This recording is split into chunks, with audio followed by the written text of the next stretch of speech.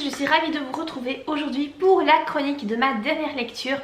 Et cette fois-ci, je vais chroniquer un livre, mais également le film qui est issu du roman, puisque j'ai regardé en fait le film quand j'ai su qu'en fait le roman avait été adapté au cinéma. Et donc il s'agit du roman Beloved de Toni Morrison. Alors c'est un roman qui a eu énormément de succès. Donc déjà il a été écrit en 1987, donc l'année de ma naissance. C'est pas un roman tout récent, hein, c'est vraiment un roman qui a été écrit il y a 32 ans. Et ce roman a permis en fait à Toni Morrison d'entrer dans le top 100 des meilleurs livres de tous les temps en 2002 de son vivant. Alors ce roman a eu plusieurs prix. Il a eu le prix Pulitzer en 1988. Et l'auteur, donc Toni Morrison, a également reçu le prix Nobel en 1993 pour Beloved, mais également pour l'ensemble de sa littérature. Par rapport à l'adaptation au cinéma, eh bien l'adaptation a été faite en 1998, donc quand même 11 ans après la sortie du livre. Alors, il faut savoir que l'auteur s'est inspiré en fait de faits réels d'une esclave afro-américaine, puisque c'est le sujet du roman. Donc qui est Margaret Garner et qui donc est connue pour avoir tué sa fille pour lui éviter l'esclavage. Et donc c'est exactement le sujet principal du roman ici. Et donc par rapport à l'histoire, donc comme je vous en ai déjà touché quelques mots, on va suivre en fait les aventures de Seth, qui est une maman esclave, puisque l'histoire se déroule dans les années, je pense que c'est 1850-1870. Et donc là voilà, les Afro-Américains sont toujours les esclaves des Blancs aux États-Unis. Et donc elle a deux fils et du coup une fille et un autre dans son ventre quand elle parvient à fuir là où elle est esclave.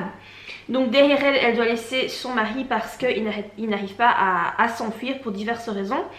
Mais elle parvient finalement à s'enfuir, elle met ses enfants, elle les envoie en fait devant elle. Donc elle les fait d'abord fuir eux et puis elle veut retrouver son mari, mais elle n'y arrive pas. Mais donc elle fuit toute seule, enceinte, à terme en fait. Elle est à terme, donc elle fuit comme ça. Et donc elle va parvenir à traverser le fleuve, je crois que c'est le fleuve Ohio, je crois que c'est ça. Parce que de l'autre côté c'est une terre libre et donc si elle parvient de l'autre côté, elle sera libre. Là-bas l'attendent ses enfants, enfin en principe ses enfants et sa belle-mère. Et donc elle parvient tant bien que mal à traverser le fleuve, elle accouche entre temps, enfin bon voilà, c'est pas évident pour elle mais elle y parvient. Et elle retrouve ses enfants et voilà, elle est libre en fait quand elle passe de l'autre côté. Mais il se trouve que les Blancs qui la détenaient, qui détiennent les droits sur elle, la retrouvent là où elle est maintenant, même si elle est en terre libre, et viennent la rechercher, elle et ses enfants. Parce que pour les Blancs, et donc ça c'est vraiment basé sur des faits réels, sur ce que les gens pensaient à l'époque, pour les Blancs, les nègres, les noirs, c'était du bétail, c'était comme des vaches, c'était comme des cochons, voilà. Ils valaient de l'argent parce qu'ils pouvaient être monnayés, ils pouvaient être revendus. Les enfants que les femmes faisaient avaient beaucoup de valeur parce que c'était de la main d'œuvre, ils pouvaient l'utiliser comme monnaie d'échange, etc. C'était vraiment comme, comme du bétail, quoi. C'est complètement affreux, mais voilà, c'est la réalité des choses. Donc forcément Seth avait de la valeur pour lui, pour l'esclavagiste, puisqu'elle avait 3 enfants, 2 garçons, une fille, et en plus la dernière fille était née. Donc il voulait la reprendre parce que voilà, ça lui faisait une femme, une reproductrice comme il appelait ça. Elle pouvait certainement encore avoir d'autres enfants, donc encore se reproduire et faire plus de main d'œuvre et récupérer les 4 jetons. Et en fait quand Seth les a vus arriver, elle a pété un câble, elle est devenue complètement folle. Elle ne voulait pas qu'ils prennent ses enfants. Voilà, pour elle c'était la pire chose qui pouvait arriver à ses enfants. Le fait qu'ils redeviennent esclaves, ou qu'ils le deviennent parce qu'ils n'étaient pas encore totalement, mais voilà, elle savait très bien que ses filles allaient être vendues quand elles auraient 12-13 ans, qu'elles allaient être obligées de se reproduire, de faire plein d'enfants. Elle ne voulait pas ça, elle ne voulait pas du tout ça pour ses enfants. Donc en fait dans un accès de folie, elle a assommé ses 2 garçons. Limite à les tuer, mais elle les a pas tués, mais elle les a assommés. Donc il y avait sa petite fille qui devait avoir 1 an, un petit peu plus qu'1 an, et son bébé qui avait 1 mois. Et en fait elle a égorgé sa fille de 1 an. Voilà, elle l'a égorgé et son bébé de 1 mois, l'un de ses amis est entré à temps dans la pièce où elle était en train de faire ça parce qu'elle allait prendre le bébé et le jeter par terre. Enfin c'est horrible quoi, mais voilà, c'est ce qu'elle allait faire. Et il est arrivé à temps, donc il a rattrapé le bébé, donc il a sauvé le bébé. Les 2 petits garçons en fait étaient simplement assommés, ils avaient saigné à la tête, mais voilà, ils étaient encore vivants. Mais par contre la petite fille, bah, elle l'avait égorgée, et elle était morte puisqu'elle l'avait égorgée. Du coup, en voyant ça, les blancs, quand ils sont arrivés dans la pièce et qu'ils ont vu ce qu'elle avait fait, ils ont déjà cru que les petits garçons étaient morts, puisqu'ils étaient assommés, qu'il y avait du sang qui coulait de leur tête, donc ils ont cru qu'ils étaient morts. Ils ont vu qu'elle avait égorgé sa fille. Il restait le bébé. Mais le bébé, clairement, il savait rien en faire sans la mère, et la mère était complètement devenue folle. Du coup, bah, ils l'ont laissé quoi. Ce qui fait qu'en faisant ce qu'elle a fait, en tuant sa fille, elle a réussi à sauver les 3 autres enfants et elle-même. Elle a été jugée évidemment pour ça, elle a été en prison donc avec son petit bébé puisqu'elle devait continuer à le nourrir puisque le lait en poudre ça n'existait pas à l'époque. Hein. Si la maman n'apportait pas son lait à son enfant mourait parce qu'il n'y avait pas d'autre solution, ou alors il fallait trouver une nourrice mais sinon le bébé il survivait pas quoi. C'est pas comme maintenant, on n'avait pas du lait en poudre.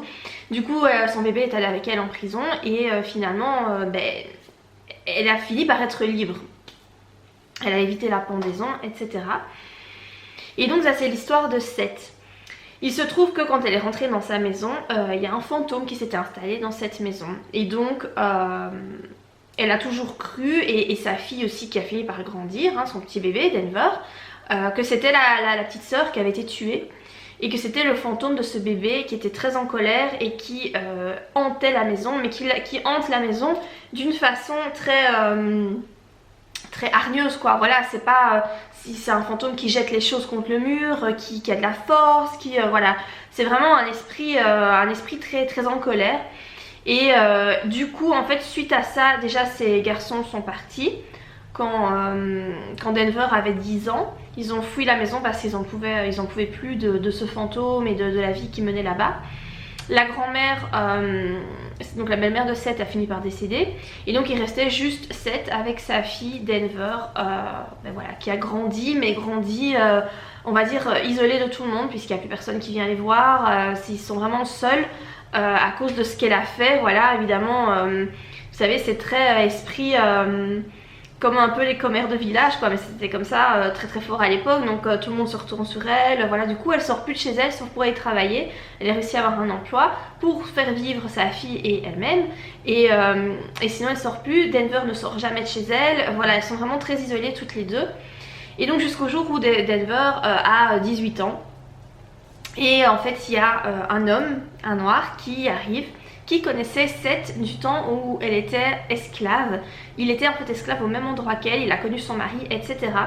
Et il vient la voir et il s'installe chez elle. Voilà, une histoire d'amour, d'amour.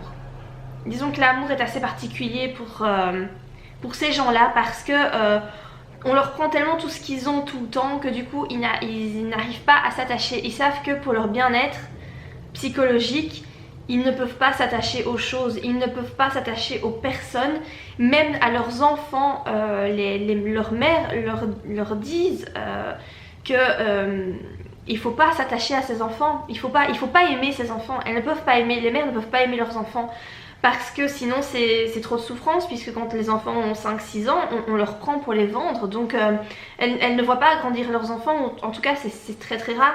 Donc il vaut mieux ne pas aimer ses enfants. Et ça a été le problème de Seth, c'est qu'elle aimait tellement ses enfants, elle aimait tellement sa fille, qu'elle n'a pas supporté le fait de savoir ce qu'on allait lui faire à sa fille. Et elle a préféré la tuer plutôt que de lui faire vivre cette existence. Et c'était vraiment par amour quoi. Et c'est ça qui est assez affreux dans ce roman.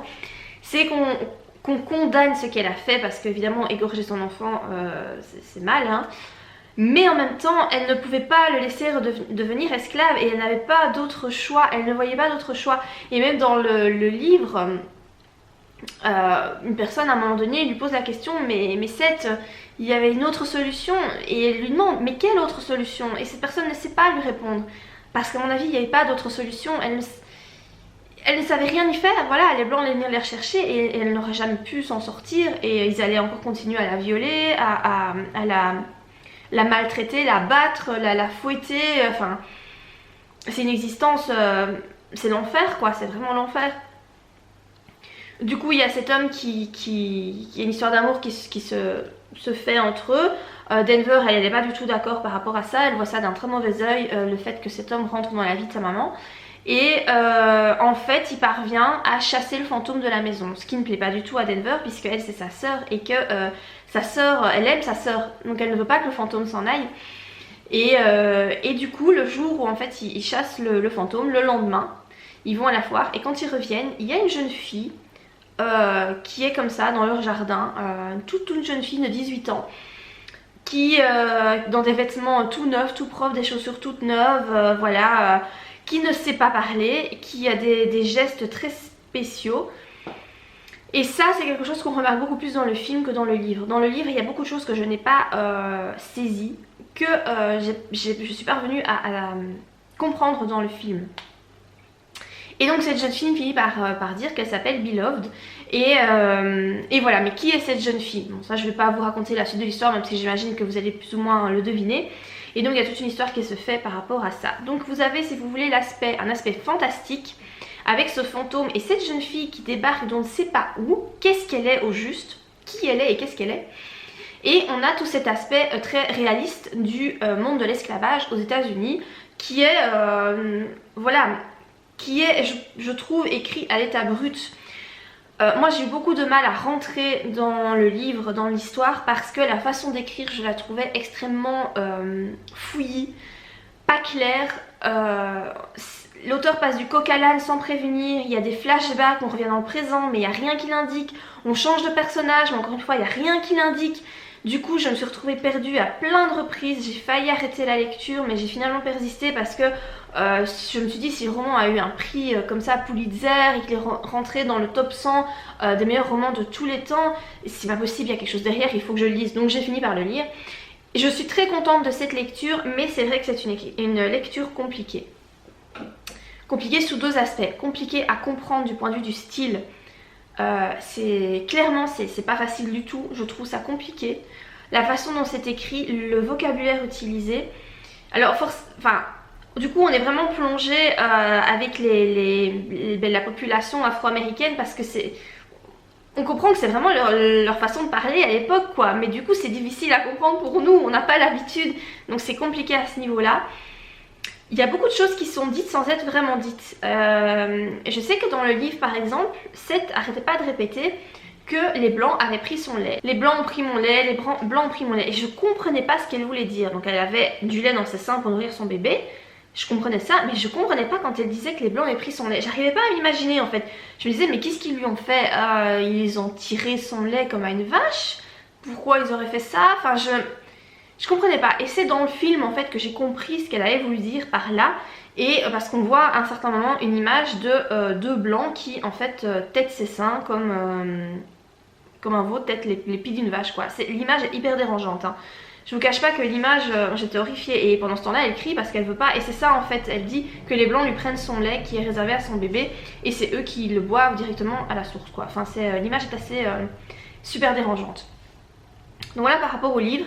Et donc par rapport au film, moi je dois vous avouer que j'ai beaucoup préféré le film. Je l'ai trouvé plus à ma portée, voilà. J'ai compris plein de trucs en regardant le film. Je trouve qu'il est très fidèle au livre, donc ça je trouve que c'est très bien. Après il y a des détails évidemment qui sont sautés, des détails qui permettent de comprendre ce que vivaient les Afro-Américains.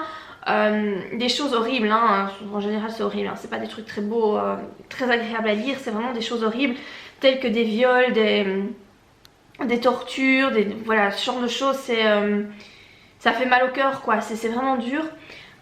Et ça c'est vrai que c'est moins montré dans le film, il montre des choses mais pas tout évidemment.